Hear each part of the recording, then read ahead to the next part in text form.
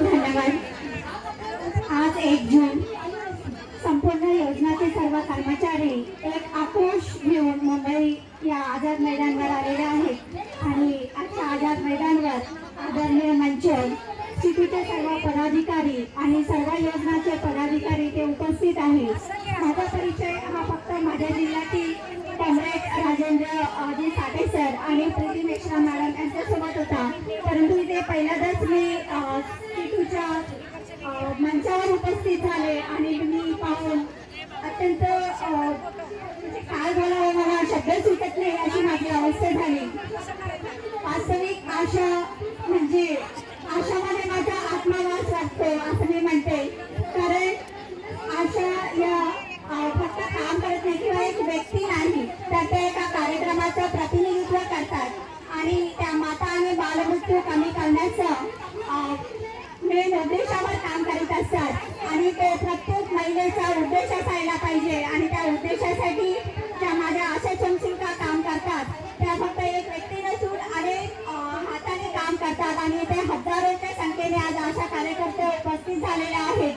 आणि तुम्हाला सगळ्यांना माहिती आहे की प्रधानमंत्री मातृवंदना योजनेमध्ये सर्वात जास्त मोलाचं जे सहकार्य केलं ते आशा चमचिकांनी केलं आणि ज्या आज इथे जितके पण योजनेचे कर्मचारी बसलेले आहेत त्या सर्व कर्मचाऱ्यांवर जसा अन्याय होते तसाच सेम अन्याय या प्रधानमंत्री मातृवंदना योजनेच्या कर्मचाऱ्यावर सुद्धा झालेला आहे. प्रधानमंत्री मातृवंदना योजना ही केंद्राची योजना आहे, परंतु 2017 मध्ये आरोग्य विभागाने त्याला अडट केली आणि आरोग्य विभागामार्फत राबवली आणि 2017 पासून ते 2025 पर्यंत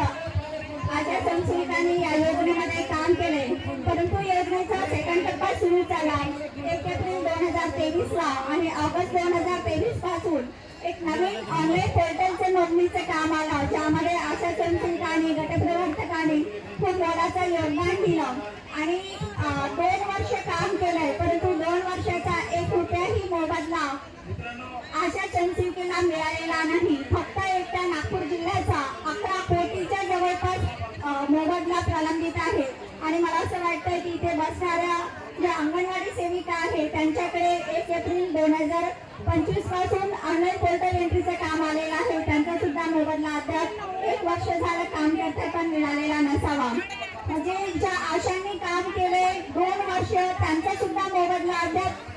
शासन प्रशासनाने दिलेला नाही. ज्या अंगणवाडी सेविका 1 वर्षापासून काम करतात त्यांचा सुद्धा मोबदला शासन प्रशासनाने दिलेला नाही. जे कर्मचाऱ्यांनी 7 वर्ष या योजनेमध्ये काम केले त्या कर्मचाऱ्यांचं 8 वर्षाचं मानधन दिलेलं नाही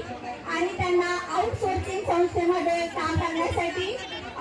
शासनाचा निर्णय होणे किंवा न्यायालयाने आदेश देऊनही त्यांना तुम्ही आमचे कर्मचारीच नाही असं म्हणून कोर्टाच्या न्यायालयाची अवहेलना केली आणि या 3 गोष्टीसाठी म्हणजे आमचे प्रलंबित मानधन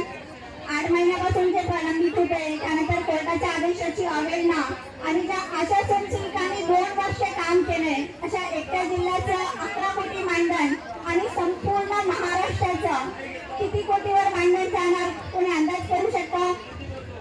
एका जिल्ह्याचे जर 10 कोटी असेल तर पूर्ण महाराष्ट्रातले कमीत कमी 300 कोटीच्या जवळपास मानधन प्रलंबित आहे, जे आपण सर्व आशा स्वयंसेविका विसरलेला असेल किंवा इथे बसलेल्या अंगणवाडी सेविका विसरलेला असेल, पण मी ज्या आशांकडून काम करून घेतलेलं आहे त्या आशांचं मानधन मी विसरलेलं नाही. आणि एक शेवटची संधी की तुमच्या सर्वांच्या